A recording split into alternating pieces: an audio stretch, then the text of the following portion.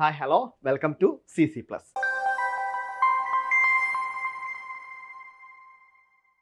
അപ്പോൾ നമ്മൾ കാത്തിരിക്കുന്ന എക്സാം അല്ലേ, നമ്മൾ ഇത്രയും കാലം പറഞ്ഞുകൊണ്ടിരുന്ന നമ്മൾ എക്സാം ഇതാ വന്നെത്തി. ചുരുങ്ങിയ ദിവസം മാത്രമേ നമ്മളെ മുന്നിലുള്ളൂ. അപ്പോൾ എക്സാമിന് വേണ്ടിയുള്ള അവസാനഘട്ട തയ്യാറെടുപ്പിലാവും നിങ്ങൾ അല്ലേ. അപ്പോൾ നമുക്കറിയാം എക്സാമിന് പ്രിപ്പയർ ചെയ്യുന്ന സമയത്ത് ഒരുപാട് പ്രീവിയസ് ഇയർ ക്വസ്റ്റ്യൻസ് നമ്മൾ പ്രിപ്പയർ ചെയ്യാം. അതേപോലെ തന്നെ നിങ്ങൾക്കറിയാം ഒരുപാട് ഏരിയയിൽ നിന്ന് തുടർച്ചയായിട്ട് ഒരേപോലുള്ള ക്വസ്റ്റ്യൻ ചോദിക്കും. ചിലപ്പോൾ ഉത്തരം ഒന്ന് തന്നെയായിരിക്കാം, ക്വസ്റ്റ്യൻ പാറ്റേണിലെ മാറ്റങ്ങൾ ഉണ്ടായേക്കാം. അപ്പം അങ്ങനെ ഒരുപാട് ഏരിയാസ് തുടർച്ചയായിട്ട് ചോദ്യം ചോദിക്കാറുണ്ട്. അപ്പോൾ അത്തരത്തിൽ എവിടെ നിന്നൊക്കെ ചോദിക്കും, എങ്ങനെയൊക്കെയാണ് ചോദിക്കുക, ഫോക്കസ് ഏരിയ ഏതൊക്കെ എന്ന രീതിയിൽ നമ്മളൊന്ന് പഠിക്കുകയാണെങ്കിൽ +2 ഫുൾ മാർക്ക് നമുക്ക് നേടാൻ വേണ്ടി സാധിക്കും അല്ലേ. കൂടുതൽ നമുക്കറിയാം ഇത്തവണ +2 എക്സാമിന് വരുമ്പോൾ ഷെയറിന്റെ ഭാഗമായിട്ടും നമ്മളെ കുഴപ്പിക്കുന്ന കുറച്ചധികം കാര്യങ്ങളുണ്ട് അല്ലേ. അപ്പോൾ അതിനൊക്കെ വേണ്ടി കറക്റ്റ് ആയിട്ട് സമയം കണ്ടെത്തിക്കൊണ്ട് നമുക്ക് പഠിച്ചാൽ നമുക്ക് എന്ത് ചെയ്യാൻ പറ്റും, നല്ല രീതിയിൽ മുന്നോട്ട് പോകാൻ വേണ്ടി പറ്റും. അപ്പോൾ നിങ്ങൾക്ക് കുറച്ച് ക്വസ്റ്റ്യൻസ് ആണ് പറഞ്ഞുതരാം. അതേപോലെ തന്നെ എങ്ങനെയാണ് ഏതൊക്കെ ഏരിയ എന്നാണ് കൂടുതലായിട്ട് ക്വസ്റ്റ്യൻ ചോദിക്കാനുള്ള കാര്യങ്ങളും പറഞ്ഞുതരാം. അതിന് വേണ്ടിയിട്ടാണ് ഈ ഒരു വീഡിയോ ചെയ്യുന്നത്. നമുക്ക് നേരെ വീഡിയോയിലിട്ട് പോകാം. ഓക്കെ, ആദ്യത്തെ ക്വസ്റ്റ്യൻ ഇതാണ്. On admission of a partner, the amount of general reserve is transferred to old partners capital account in dash. Sacrificing ratio, new ratio, അല്ലെങ്കിൽ old ratio, അല്ലെങ്കിൽ gaining ratio. ഏത് റേഷ്യോയിലാണെന്നാണ് ചോദിപ്പിച്ചത്. അവിടെ ഏതാണ്? ഓൾഡ് റേഷ്യോ ആണ് അവിടെ answer ആയിട്ട് വരിക അല്ലേ. അവിടെ ഏതാണ്? Old ratio. നമുക്ക് എവിടെ പഠിച്ചു? നമ്മൾ ഷെയറിന്റെ അഡ്മിഷൻ, പാർട്ട്നേഴ്സിന്റെ അഡ്മിഷൻ നമ്മൾ എവിടെ പഠിച്ചു? നമ്മൾ 3 തരത്തിൽ പഠിച്ചു അല്ലേ. അഡ്മിഷൻ, അതേപോലെ തന്നെ ഡെത്ത്, അതേപോലെ തന്നെ അതാണ് ഡിസൊല്യൂഷൻ. 3 നമ്മൾ പഠിച്ചു. അപ്പോൾ അതിൽ അഡ്മിഷന്റെ ഭാഗത്ത് നിന്ന് ചോദിച്ചൊരു വളരെ ഇമ്പോർട്ടൻ്റ് ആയ ക്വസ്റ്റ്യൻ ആണ്. 1 മാർക്കിനാണ് ഇത് ചോദിച്ചിരിക്കുന്നത്. ഓക്കെ, 1 മാർക്കിന്റെ ചോദ്യം. അപ്പോൾ ഇങ്ങനത്തെ നമ്മൾ റേഷ്യോകൾ കൂടുതലായിട്ട് പഠിക്കണം അല്ലേ. ന്യൂ റേഷ്യോ എന്താണ്, ഓൾഡ് റേഷ്യോ, സാക്രിഫൈസിങ് റേഷ്യോ എന്താണ്, ഗെയിനിങ് റേഷ്യോ എന്താണ്, ഈ റേഷ്യോ ഒക്കെ നമ്മൾ കറക്റ്റ് ആയിട്ട് പഠിക്കേണ്ടതുണ്ട്. Then XYZ are partners sharing in the ratio of 5:3:2. X retires and a new ratio between X and Y is dash. അവിടെ എന്ത് ചെയ്തു? 5:3:2 ആണ് റേഷ്യോ വന്നത്. ഇതിനകത്ത് അതാരാണ്? എക്സ് വൈ സെഡ്, 3 ആൾക്കാർ അല്ലേ. അപ്പൊ അതിൽ എന്ത് ചെയ്തു? എക്സ് റിട്ടയർ ചെയ്തു. എക്സ് റിട്ടയർ ചെയ്ത് കഴിഞ്ഞാൽ എന്താ സംഭവിക്കുക? വൈയും സെറ്റും മാത്രമേ അവിടെ ഉള്ളൂ. അപ്പൊ വൈയും സെറ്റും കൂടി എത്രയാണ് വരുന്നത്? 3:2 ആണ് വരുന്നത് അല്ലേ. അപ്പൊ ഇവിടെ ഏതാണ് ആൻസർ വരിക? ആൻസർ വരുന്നത് 3:2 തന്നെയാണ് ആൻസർ ആയിട്ട് വരിക അല്ലേ. ബാക്കിയുള്ള ഏതേ ഉള്ളൂ? 3:2 മാത്രമേ ബാക്കിയുള്ളൂ. അതുകൊണ്ട് തന്നെ 3:2 ആണ് നമ്മുടെ ആൻസർ ആയിട്ട് വരിക. ഈസി ആയിട്ട് അല്ലേ. ഇതും 1 മാർക്കിനോളം ചോദിച്ചൊരു ക്വസ്റ്റ്യൻ ആണ്. 1 മാർക്കിന് ചോദിച്ചൊരു ക്വസ്റ്റ്യൻ ആണ് ഈ കാര്യം. ഓക്കെ, ദെൻ അടുത്തത്. Ashwin and Neha are partners in a firm sharing profit and losses in the ratio 5:3. അപ്പോൾ ഇവിടെ തന്നെ നമുക്കൊരു പോയിന്റ് കിട്ടി. എന്താണ്? അവിടെ അശ്വിൻ ആൻഡ് നേഹ ആണ് പാർട്ട്നേഴ്സ്. അവർ ഷെയറിംഗ് പ്രോഫിറ്റ് ഇന്ന് എത്രയാണ്? 5:3 ആണ് അല്ലെ. 5:3 എന്ന് പറയുമ്പോൾ 5/8 ആൻഡ് 3/8 നമുക്ക് കിട്ടി. ഒന്നാമത്തെ ഇൻഫർമേഷൻ. അടുത്തത്, Sachu is admitted as A new partner of 1/4 share in profit. അവിടെ എന്ത് ചെയ്യും? സച്ചു എന്നുള്ള ആള് ചേർന്ന് പാർട്ട്ണർഷിപ്പില്.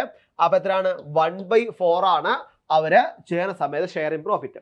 He should bring the 75,000 as capital and his share of good will is 40,000. ഇവിടെ എന്ത് ചെയ്യുന്നു? അവിടെ ഗിവ് ജേർണൽ എൻട്രീസ് ആണ് എഴുതാൻ പറഞ്ഞിരിക്കുന്നത് അല്ലേ. അവിടെ ഇത്രയും വലിയ ട്രാൻസാക്ഷൻ നടന്നു, 4 ട്രാൻസാക്ഷൻ അവിടെ നടന്നത്. അവിടെ ആദ്യം എന്ത് ചെയ്തു? അവിടെ പാർട്ണർഷിപ്പ്, അത് കഴിഞ്ഞിട്ട് അവിടെ എന്ത് ചെയ്യുന്നു? ന്യൂ പാർട്ണർ അവിടെ വന്നു. ആ പാർട്ണറെ ക്യാപിറ്റൽ കൊണ്ടുവന്നു, അതേപോലെ തന്നെ ഗുഡ് വില്ല് കൊണ്ടുവന്നു. അപ്പൊ ഈ ക്യാപിറ്റൽ കൊണ്ടുവന്നതും ഗുഡ് വില്ല് കൊണ്ടുവന്ന് നമ്മൾ കാണിക്കണം. അത് അവരുടെ അക്കൗണ്ടിലേക്കും അതാത് അക്കൗണ്ടിലേക്ക് മാറ്റിയ കാര്യങ്ങളും നമ്മൾ കാണിക്കണം.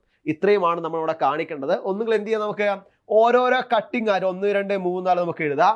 അല്ലെങ്കിൽ ഒരേപോലുള്ള എമൗണ്ട് ആണ് നമുക്ക് എന്ത് ചെയ്യാൻ പറ്റും?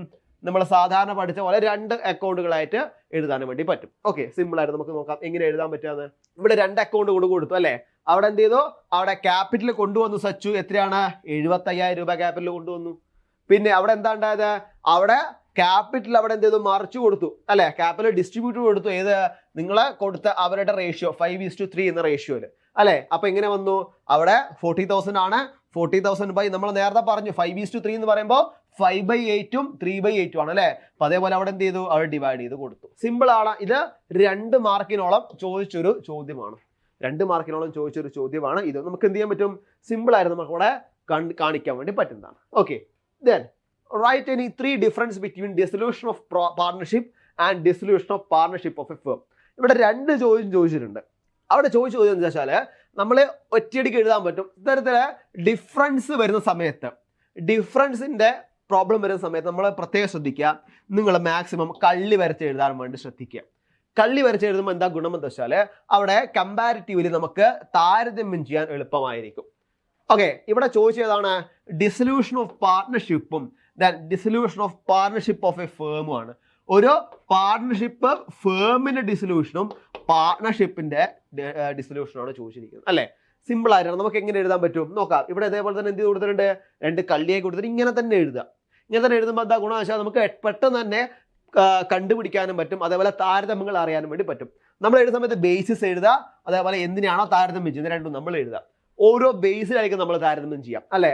അത് മീനിങ്, അതേപോലെ ബിസിനസ്സിലേക്ക് എങ്ങനെയാണ് ടേം വന്നിരിക്കുന്നത്, അസറ്റ് ആൻഡ് ലയബിലിറ്റിന്റെ സെറ്റിൽമെന്റ്, എക്കണോമിക് റിലേഷൻഷിപ്പ്, അതേപോലെ ബാലൻസ് ഷീറ്റ്. ഇത്ര മതി. ഇത്ര കൊണ്ടാണ് നമുക്ക് എന്ത് ചെയ്യാൻ പറ്റും, സിമ്പിൾ ആയിട്ട് നമുക്ക് ചെയ്യാൻ പറ്റും. അപ്പൊ അത്തരത്തിൽ എന്ത് ചെയ്യാം, നമുക്ക് ഡിഫറെന്റ് ടൈപ്പ് ഓഫ് ബേസിസ് ഇല്ല, അതേപോലെ ഡിഫറെന്റ് ടൈപ്പ് ഇത്തരത്തിൽ ഡിഫറൻസ് വരുന്ന സമയത്ത് മാക്സിമം നിങ്ങൾ എന്ത് ചെയ്യാൻ ശ്രമിക്കാം, ടാബിൾ വരച്ചുകൊണ്ട് മാത്രം എഴുതുക.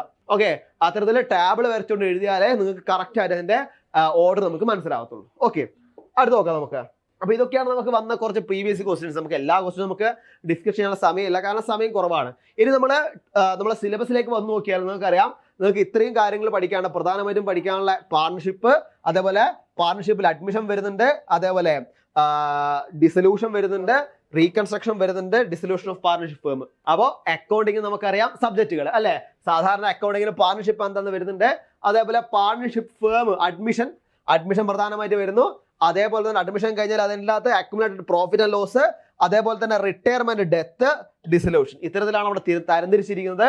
ഇത്തരത്തിൽ തരംതിരിച്ചിരിക്കുന്നതിൽ നമുക്കറിയാം കൂടുതലായിട്ട് നമുക്ക് ചോദിക്കാൻ അഡ്മിഷൻ ഭാഗത്ത് കൂടുതലായിട്ട് ചോദിച്ചിട്ടുണ്ട്. അവിടെ 13 മാർക്കിനോളം ചോദിക്കാനുള്ള സാധ്യതയുണ്ട്. അപ്പം നന്നായിട്ട് പഠിക്കാം. അതുകൂടാതെ ഡിസൊല്യൂഷൻ എടുത്ത് 11 മാർക്കിനോളം ചോദിക്കാനുള്ള സാധ്യതകളുണ്ട്. അപ്പം എന്ത് ചെയ്യുക, നന്നായിട്ട് ആ ഏരിയകൾ കൂടുതലായിട്ട് ഫോക്കസ് ചെയ്തുകൊണ്ട് ആ ഏരിയകൾ നന്നായിട്ട് പഠിക്കാം. ഓക്കെ, അത് കഴിഞ്ഞാൽ സാധാരണ കമ്പ്യൂട്ടറൈസ്ഡ് അക്കൗണ്ടിങ് നിങ്ങൾക്കറിയാം. നിങ്ങൾ അക്കൗണ്ടിങ് വിത്ത് CA ആയിരിക്കും എടുത്തിട്ടുണ്ടാവും അല്ലെ. അക്കൗണ്ടിങ് വിത്ത് CA ആണെങ്കിൽ നിങ്ങൾക്ക് പ്രാക്ടിക്കൽ ഉണ്ടാവും. പ്രാക്ടിക്കലിന്റെ കൂടെ തന്നെ എന്തുണ്ടാവും, കമ്പ്യൂട്ടർ അപ്ലിക്കേഷന്റെ കാര്യങ്ങൾ പഠിക്കാനുണ്ടാവും. കമ്പ്യൂട്ടർ അപ്ലിക്കേഷൻ അല്ല, കമ്പ്യൂട്ടറൈസ്ഡ് അക്കൗണ്ടിങ്.